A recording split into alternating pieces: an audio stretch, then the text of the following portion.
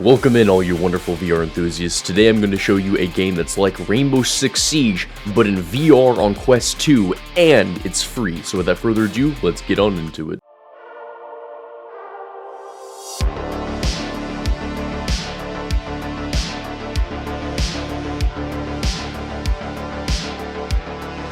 Let's start by talking about how the game works, and then we'll move on to some of the features of the game. The defenders will attempt to defend every entry point of the house to prevent the attackers from coming inside and disarming one of the 2 bomb locations in there. The attackers will need to breach the house and place an EMP charge somewhere on one of the 2 bomb locations in order to disarm the bomb and win the round. The primary and secondary firearms, as well as the attachments, are available to both sides and purchasable during the buy phase. You know, that one phase we all went through during college.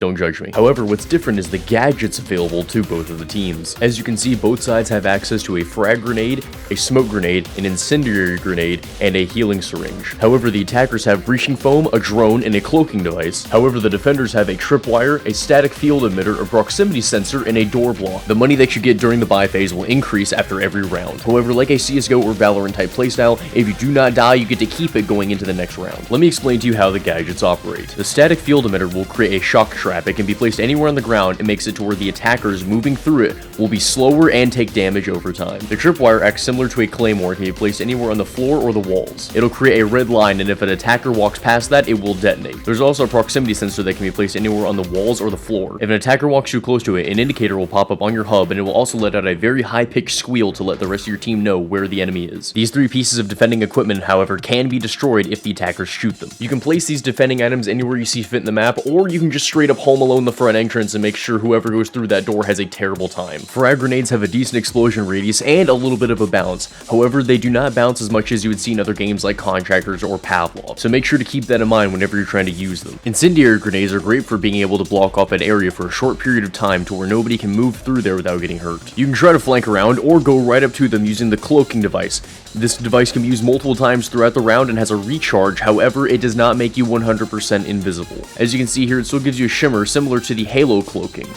A door blocker can be placed as a defender, aka it can be destroyed by the enemies. However, while it's up, you and your teammates can pass through there, but the enemies cannot. It takes a little bit to deploy, so it's normally best to use this during the buy phase. However, once it's up, it is so useful to be able to sneak up on an enemy with. Please deploy it properly while on the battlefield because accidents may happen. As an attacker, you can also throw a drone into the building, which is really useful for being able to spy on your enemies. However, be careful with this because the drone can be destroyed by just a few bullets or even a single buckshot, and it does have a limited battery life of how long it can fly around. There's also breaching foam available to the attackers, which is very useful for being able to penetrate certain parts of the building, and it's always best practice to be able to throw a smoke grenade in there, which just creates a bubble of smoke rather than mist floating around, so it's really good for cover. Now let's move on to talk about some of the features inside this game and how it feels overall for the gameplay. This game has features like a grapple that you can use anywhere on the outside of the building to be able to scale up and down, and the movement on it is actually really smooth. There are indicators that show who's your teammates, however friendly fire is still enabled. And there is another feature where if you inflict enough team damage throughout your rounds, it'll actually make it to where every time you hurt a teammate, it'll hurt you instead for that same amount of damage. And while there is a spectating system to where you can walk around anywhere on the map, there's also an anti-ghosting feature to make it to where if one of your teammates that's alive cannot see the enemy, he is invisible to you even while you're spectating. There is also a decent vaulting system to help you get over small walls. However, it sometimes is difficult to try to find the spot on the wall that the game wants you to grab. Also, as you can see by this recording, there's not a smooth turn option in the game, there's only snap turning. Also, there's no proximity chat, you just always hear your teammates at all times, but whenever you join into the lobby, the default option for your mic is off, so you will have to turn it on when you join the match, for the first time that you join a match at least. The capping and decapping system in this game is actually very unique. The capping device can be placed anywhere in the room where the bomb is located. After the device is mounted, the capping and decapping systems are both the same. Essentially, you turn a dial back and forth to try to match the wavelength of the blue wavelength into the red wavelength in order to decap the device, and you must complete this task 3 times in order to successfully cap or decap. There is a decent variety of guns to be able to choose from, however, they all do kind of feel the same, the only difference really being in the fact that some of them are single fire versus full auto, and there is also a difference in recoil depending on the slight difference in damage you might see between guns. This game overall, however, does feel more arcadey than other shooters. Even whenever you reload, there isn't a slider, you just kind of plop out the mag and plop another one in. And also, I will say the gameplay and how the matches go is faster than Rainbow Six Siege in general. So overall, I would say this game is more of an arcade-style Rainbow Six Siege game for VR. Thank you all for watching, I hope you found this video helpful. I'll be leaving some links in the description for you to be able to download the game for yourself, and I'll be leaving some videos playing in the box corners over here in case you want to see something else on the channel. Thank you all for watching, and I hope you have a fantastic day.